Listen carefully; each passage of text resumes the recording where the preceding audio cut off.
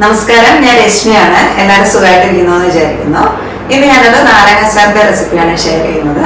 നമുക്ക് ഒട്ടും കയ്പില്ലാതെ എങ്ങനെയാണ് നാരങ്ങ അച്ചാർ ഉണ്ടാക്കാനും അച്ചാർ ഉണ്ടാക്കിയിട്ട് എങ്ങനെയാണ് കേടാകാതെ കൂടുതൽ നാൾ സൂക്ഷിച്ചു വെക്കാന്നൊക്കെ ഒന്ന് കണ്ടു നോക്കിയിട്ട് വരാം. ഇതിപ്പോ ഒരു 22 ചെറുനാരങ്ങയുണ്ട്. 12 അത്യാവശ്യം വലിപ്പമുള്ളതും 10 മീഡിയം സൈസിലുള്ളതും ഉണ്ട്. അച്ചാറിടാനുള്ള നാരങ്ങ ഒന്നല്ലെങ്കിൽ നമുക്ക് വെള്ളത്തിലിട്ടിട്ട് വാട്ടിയെടുക്കാം, അതല്ലെങ്കിൽ ഇഡലി പാത്രത്തിൽ മുഴുവനോടെ അതല്ലെങ്കിൽ മുറിച്ചിട്ടോ ആവി കയറ്റിയെടുക്കാം. ഇനി അതല്ലെങ്കിൽ നാരങ്ങ നന്നായിട്ട് കഴുകി തുടച്ച് മുറിച്ചതിന് ശേഷം 2 ആഴ്ചയൊക്കെ ഉപ്പിലിട്ട് വെക്കുക. എന്നിട്ട് ആ ഉപ്പിലിട്ട നാരങ്ങ ഉപയോഗിച്ചിട്ടും അച്ചാർ ഉണ്ടാക്കിയെടുക്കാം. ഞാനിപ്പോൾ വെള്ളത്തിലിട്ടിട്ടാണ് ഒന്ന് വാട്ടിയെടുക്കുന്നത്. അതിന് വേണ്ടിയിട്ട് ചെറുനാരങ്ങ മുങ്ങിക്കിടക്കാൻ പാകത്തിന് ഒരു പാത്രത്തിലേക്ക് വെള്ളം ഒഴിച്ചിട്ടുണ്ട്. ഇതൊന്ന് ചൂടായി വരട്ടെ. 2 ലിറ്റർ വെള്ളം ഒഴിച്ചു കൊടുത്തിട്ടുണ്ട്. ഇതിലേക്ക് നമുക്കൊരു 1 ടേബിൾ സ്പൂൺ ഉപ്പ് ചേർക്കാം, 1/2 ടീസ്പൂൺ മഞ്ഞൾപ്പൊടിയും പിന്നെ ഒരു ടേബിൾ സ്പൂൺ പഞ്ചസാരയും കൂടെ ചേർക്കാം. ഈ വെള്ളത്തിൽ വേണം നാരങ്ങ ഒന്ന് പുഴുങ്ങിയെടുക്കാൻ. വെള്ളം നന്നായിട്ട് ചൂടായി വന്നിട്ടുണ്ട്. തിളയ്ക്കുന്നതിന് മുൻപായിട്ട് നമുക്കിതിലേക്ക് കഴുകി വെച്ചിരിക്കുന്ന ചെറുനാരങ്ങ ഇട്ട് കൊടുക്കാം. ഒന്ന് ഇളക്കി കൊടുക്കുന്നുണ്ട്. 3 മിനിറ്റ് ഒക്കെ കഴിയുമ്പോഴേക്കും ചെറുനാരങ്ങയുടെ തൊലി ഒന്ന് പൊട്ടാൻ തുടങ്ങും. അങ്ങനെ പൊട്ടുന്നതിന് മുൻപായിട്ട് നാരങ്ങ വെള്ളത്തിൽ നിന്ന് കോരിയെടുക്കണം. ഇപ്പൊ ഒരു 3 മിനിറ്റ് കഴിഞ്ഞിട്ടുണ്ട്. നാരങ്ങ വെള്ളത്തിൽ നിന്ന് കോരിയെടുക്കാണ്. ഇതുപോലെ അമർത്തുമ്പോൾ ഒന്ന് അമർന്നു വന്നാൽ മതി. ആ ഒരു സമയമാകുമ്പോൾ കോരിയെടുക്കാം. ഇതുപോലെ ഉപ്പും പഞ്ചസാരയും മഞ്ഞൾപ്പൊടിയൊക്കെ ഇട്ടിട്ട് വെള്ളത്തിലൊന്ന് വാട്ടിയെടുക്കുകയാണെങ്കിൽ നാരങ്ങയ്ക്ക് ഒട്ടും തന്നെ കയ്പുണ്ടാവില്ല കേട്ടോ. ഇപ്പൊ നമ്മൾ പുഴുങ്ങി കോരി വെച്ചിരിക്കുന്ന നാരങ്ങ നല്ലൊരു ഉണങ്ങിയ തുണി വെച്ചിട്ട് തുടച്ചെടുക്കാം. ഒട്ടും വെള്ളമയം പാടില്ല കേട്ടോ. ഇനി ഇത് നന്നായിട്ട് തണുത്ത് കഴിയുമ്പോൾ നമുക്ക് അരിഞ്ഞെടുക്കാം.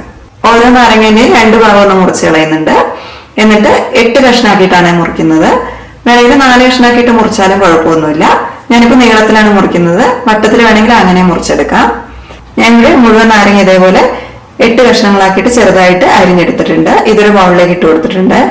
ഓരോ നാരങ്ങയും മുറിക്കുന്ന ആ സമയത്ത് തന്നെ അതിലുള്ള കുരു കൂടെ അങ്ങ് എടുത്തു കളയണം. കുരു പെട്ടിട്ടുണ്ടെങ്കിൽ അച്ചാറിന് കയ്പുണ്ടാകുവേ. മുറിക്കുന്ന സമയത്ത് എന്തായാലും നാരങ്ങേന്റെ ഉള്ളിൽ നിന്ന് നീര് വരും. നമ്മൾ പുഴുങ്ങിയെടുത്തിരിക്കുന്നതല്ലേ, ആ വെള്ളം കളയരുത് കേട്ടോ. അത് നമ്മൾ നാരങ്ങ അരിഞ്ഞു വെച്ചിരിക്കുന്ന പാത്രത്തിലേക്ക് തന്നെ ഒഴിച്ചു കൊടുക്കണം. ഇനി നമുക്ക് ഇതിലേക്ക് കുറച്ച് ഉപ്പിട്ടിട്ട് കുറച്ചു നേരം ഒന്ന് മിക്സ് ചെയ്ത് വെക്കണം. അച്ചാറായതുകൊണ്ട് കുറച്ച് കൂടുതൽ തന്നെ ഉപ്പ് വേണേ. ഞാനിപ്പോ ഒരു 6 ടേബിൾ സ്പൂൺ ഉപ്പ് ചേർത്ത് കൊടുക്കുന്നുണ്ട്. നാരങ്ങയിലേക്ക് ഉപ്പും ചേർത്തിട്ട് നന്നായിട്ടൊന്ന് മിക്സ് ചെയ്ത് മാറ്റി വെക്കാം. ഇനി അച്ചാർ ഉണ്ടാക്കാനായിട്ട് തുടങ്ങാം. അച്ചാർ ഉണ്ടാക്കാൻ എപ്പോഴും നല്ലെണ്ണയാണ് നല്ലത്. അതുകൊണ്ട് ചൂടായി വന്നിരിക്കുന്ന ചട്ടിയിലേക്ക് ഒരു 8 ടേബിൾ സ്പൂൺ നല്ലെണ്ണ ഒഴിച്ചു കൊടുക്കുന്നുണ്ട്. എണ്ണ നന്നായിട്ട് ചൂടായി വരുമ്പോൾ ഒരു 1/2 ടീസ്പൂൺ കടുക് ചേർത്ത് കൊടുക്കുന്നുണ്ട്. കടുക് മുഴുവനായിട്ട് പൊട്ടി വരുമ്പോൾ 1/4 ടീസ്പൂൺ ഉലുവ ചേർത്ത് കൊടുക്കാം. ഉലുവ ഒന്ന് ചൂടായി നിറം മാറി പൊട്ടാനായിട്ട് തുടങ്ങുന്ന സമയത്ത് നമുക്ക് ഇതിലേക്ക് ഇഞ്ചി വെളുത്തുള്ളിയൊക്കെ ചേർത്ത് കൊടുക്കാം. ഒരു 1/2 കപ്പ് വെളുത്തുള്ളി അരിഞ്ഞതും 1/4 കപ്പ് ഇഞ്ചി അരിഞ്ഞതും കൂടെ ചേർത്ത് കൊടുക്കാം. വെളുത്തുള്ളി ഒരു 1/2 കപ്പ് എടുത്തിട്ടുണ്ട്, 8 ടേബിൾ സ്പൂൺ. അതുപോലെ ഇഞ്ചി ഒരു 1/4 കപ്പ് എടുത്തിട്ടുണ്ട്, 4 ടേബിൾ സ്പൂൺ. ഇതിന്റെ കൂടെ തന്നെ ഒരു 3 പച്ചമുളക് അരിഞ്ഞതും കൂടെ ചേർക്കുന്നുണ്ട്. ഇനി ഇതെല്ലാം കൂടെ നന്നായിട്ടൊന്ന് വഴറ്റിയെടുക്കാം. ഒരുപാട് നേരം വഴറ്റി കളർ മാറ്റേണ്ട ആവശ്യമൊന്നുമില്ല. ചെറിയൊരു ഗോൾഡൻ കളർ ആയാൽ മതി. ഇഞ്ചിന്റെ വെളുത്തുള്ളിന്റെ പച്ചമുളകൊക്കെ ഒന്ന് മാറിയിട്ട് എല്ലാം ഒന്ന് വാടി വരുന്ന സമയത്ത് ഇതിലേക്ക് നമുക്കൊരു 3 വറ്റൽമുളക് മുറിച്ചതും ഒരു 3 തണ്ട് കറിവേപ്പിലയും കൂടെ ചേർത്തിട്ട് 2-3 സെക്കൻഡ് അങ്ങ് നിറം മാറുന്ന വരെ അങ്ങ് വഴറ്റിയെടുക്കാം. ഇപ്പൊ എല്ലാം നന്നായിട്ട് വഴന്നു വന്നിട്ടുണ്ട്. ഇനി നമുക്ക് ഇതിലേക്ക് പൊടികൾ ചേർത്ത് കൊടുക്കണം. തീ കൂടുതലാണെങ്കിൽ വേണമെങ്കിൽ ഓഫാക്കാം. ഇനി അതെല്ലാം പൊടികൾ കരിഞ്ഞു പോകില്ല എന്ന് ഉറപ്പുണ്ടെങ്കിൽ ലോ ഫ്ലെയിമിലേക്ക് വെച്ച് കൊടുക്കാം. ഇനി ഇതിലേക്ക് ഒരു 1/2 ടീസ്പൂൺ മഞ്ഞൾപ്പൊടി ചേർക്കുന്നുണ്ട്. ഇനി മുളക് പൊടി ചേർക്കാം. ഞാനിവിടെ ഒരു 5 ടേബിൾ സ്പൂൺ സാധാരണ എരിവുള്ള മുളക് പൊടിയാണ് ചേർക്കുന്നത്, നോർമൽ ചില്ലി പൗഡർ. അതിന്റെ കൂടെ തന്നെ കളറിന് വേണ്ടിയിട്ട് ഒരു 2 ടേബിൾ സ്പൂൺ കാശ്മീരി മുളക് പൊടി ചേർക്കുന്നുണ്ട്, പിരിയമുളക് പൊടി. മുളക് പൊടിയിലേക്ക് പച്ചക്കുത്തിൽ മാറുന്നതിന് വേണ്ടിയിട്ട് കുറച്ചു നേരം ഒന്ന് എണ്ണയിലിട്ടിട്ടൊന്ന് വഴറ്റിയെടുക്കാം. പൊടിയൊക്കെ നന്നായിട്ട് വാടിയിട്ടുണ്ടെങ്കിൽ ആദ്യം ഫ്ലെയിം ഓഫ് ആക്കിയിട്ടുണ്ടെങ്കിൽ ഓൺ ചെയ്യണേ. ഇനി അതല്ലെങ്കിൽ ലോ ഫ്ലെയിമിൽ തന്നെ വെച്ചിരുന്നാൽ മതി. ഇതിലേക്ക് നമുക്കൊരു 8 ടേബിൾ സ്പൂൺ വിനാഗിരിയും കൂടെ ചേർത്ത് കൊടുക്കുന്നുണ്ട്. വിനാഗിരി ചേർക്കുകയാണെങ്കിൽ അച്ചാർ കേടുകൂടാണ്ട് കുറേ നാളിരുന്നോളും. ഇനി നമുക്ക് ഇതിലേക്ക് ഉപ്പും കൂടെ ചേർത്ത് കൊടുക്കണം. നേരത്തെ നമ്മൾ നാരങ്ങയിൽ ഉപ്പ് ചേർത്തിട്ടുണ്ടായിരുന്നു, അതുകൂടാണ്ട് കുറച്ച് ഉപ്പും കൂടെ ചേർക്കണം. ഞാനിവിടെ ഒരു 2 ടേബിൾ സ്പൂൺ ഉപ്പ് ചേർക്കുന്നുണ്ട്. നാരങ്ങയ്ക്ക് പൊടി ഉണ്ടാവും, എന്നാലും അച്ചാർ കേടാവാണ്ടിരിക്കാൻ വേണ്ടിയിട്ടാണ് നമ്മൾ വിനാഗിരിയും കൂടെ ചേർത്ത് കൊടുക്കുന്നത്. അച്ചാറിന് ചാറ് വേണമെന്നുണ്ടെങ്കിൽ നമുക്ക് ഇതിലേക്ക് വെള്ളം ഒഴിച്ചു കൊടുക്കാം. ഞാനിപ്പോ ഇവിടെ ഒരു 1/2 കപ്പ് ചൂടുവെള്ളം ഒഴിച്ചു കൊടുക്കുന്നുണ്ട്. കുറച്ചും കൂടെ ചാറ് വേണമെന്നുണ്ടെങ്കിൽ ഒരു കപ്പോ അല്ലെങ്കിൽ 1.5 കപ്പോ വെള്ളം വരെ ചേർത്ത് കൊടുക്കാം.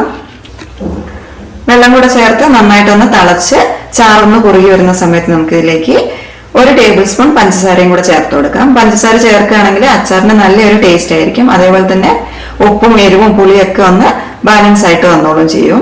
ഇനി വേണമെന്നില്ലെങ്കിൽ ഒഴിവാക്കാം കേട്ടോ, പക്ഷെ ചേർക്കുന്നതായിരിക്കും കൂടുതൽ നല്ലത്. അതും കൂടെ ചേർത്ത് ഒന്നും കൂടി ഒന്ന് ഇളക്കിയെടുക്കാം. ഇനി നമുക്ക് ഇതിലേക്ക് നാരങ്ങ ചേർത്ത് കൊടുക്കാം. നേരത്തെ നമ്മൾ അരിഞ്ഞു വെച്ചിരുന്ന നാരങ്ങയില്ലേ, അത് ചേർത്ത് കൊടുക്കാം. നാരങ്ങയുടെ കൂടെ തന്നെ അതിലുള്ള ചാറും അതുപോലെ തന്നെ ഉപ്പ് എന്തെങ്കിലും പാത്രത്തിൽ ബാക്കിയുണ്ടെങ്കിൽ അതും കൂടെ ഒഴിച്ചു കൊടുക്കണേ. നാരങ്ങ ചേർക്കുന്നതിന് മുൻപായിട്ട് ഞാൻ ഫ്ലെയിം ഓഫ് ചെയ്യുന്നുണ്ട്. ഇതിലേക്ക് ഒരു 1/2 ടീസ്പൂൺ വീതം കായം പൊടിച്ചതും ഉലുവ പൊടിച്ചതും കൂടെ ചേർക്കുന്നുണ്ട്. ഉലുവ വറുത്ത് പൊടിച്ചതാണ്. ഇനി എല്ലാം കൂടെ നന്നായിട്ടൊന്ന് മിക്സ് ചെയ്യാം. ഈ ഒരു സമയത്ത് ഉപ്പ് എരിവൊക്കെ പാകാണെന്ന് നോക്കണേ. ഉപ്പ് കുറച്ച് മുന്നിലേക്കായിട്ട് നിൽക്കണം. നമ്മൾ കുറച്ച് ദിവസം അച്ചാർ എടുത്തു വെച്ച് കഴിയുമ്പോഴേക്കും നാരങ്ങേനെ പുളി ഇറങ്ങുമല്ലോ ചാറിലേക്ക്, അപ്പോൾ ചാറിന്റെ ഉപ്പ് കുറയും. അതുകൊണ്ട് ഉപ്പ് മുന്നിലേക്കായിട്ട് നിൽക്കണം. അതേപോലെ തന്നെ എരിവ് കുറവാണെന്ന് തോന്നുകയാണെങ്കിൽ വേറെ ഒരു പാത്രത്തിൽ കുറച്ച് മുളക് പൊടി ഒന്ന് ചൂടാക്കിയിട്ട് ചേർത്ത് കൊടുത്താലും മതി. ഇതിപ്പോ നല്ല ചൂടാണ്. തണുത്ത് കഴിയുമ്പോൾ നമുക്കിത് എയർ ടൈറ്റ് ആയിട്ടുള്ള ചില്ലുകുപ്പിയിൽ അടച്ചിട്ട് എടുത്തു വെക്കാം. ഇപ്പൊ ഇത് നന്നായിട്ട് തണുത്തിട്ടുണ്ട്. കുപ്പിയിലേക്ക് ഒഴിച്ചു വെക്കാണ്. ഈ ഒരു പാകത്തിനാണ് ഇപ്പൊ ചാറുള്ളത്. നമുക്ക് ഇതിലും കൂടുതൽ ചാറ് വേണമെന്നുണ്ടെങ്കിൽ നമ്മൾ നേരത്തെ വെള്ളം ഒഴിച്ചിട്ടുണ്ടായിരുന്നില്ലേ, ആ ഒരു സമയത്ത് കൂടുതൽ വെള്ളം ഒഴിച്ചു കൊടുത്താൽ മതി. ഇപ്പൊ നമുക്ക് ചാറുണ്ടെന്നൊക്കെ തോന്നും, പക്ഷെ നമ്മൾ കഴിക്കുന്ന സമയത്ത് ചാറ് തികയാതെ വരും. അതുകൊണ്ട് വെള്ളം ഒഴിച്ചു കൊടുക്കുന്നത് നല്ലതായിരിക്കും. ഈ ഒരു അച്ചാറ് കേടുകൂടാതെ തന്നെ പുറത്ത് തന്നെ ഇരുന്നോളും. പിന്നെ നമ്മൾ അച്ചാർ എടുക്കുന്ന സമയത്ത് നല്ല ഉണങ്ങിയ സ്പൂൺ വെച്ചിട്ട് എടുക്കണം.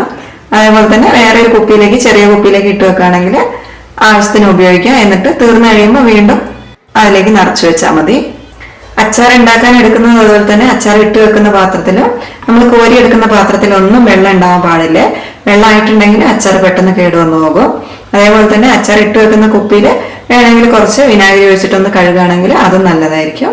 അതുപോലെ തന്നെ നമ്മൾ ഒരുപാട് നാളൊക്കെ എടുത്തു വെക്കുകയാണെങ്കിൽ കുപ്പീന്റെ മുകളിലായിട്ട് അച്ചാറിന്റെ മുകളിൽ കുറച്ച് തിളപ്പിച്ചാറിയ നല്ലെണ്ണ ഒഴിച്ചു കൊടുക്കുകയാണെങ്കിൽ അച്ചാർ കൂടുതൽ നാൾ കേടുകൂടാതെ ഇരുന്നോളും.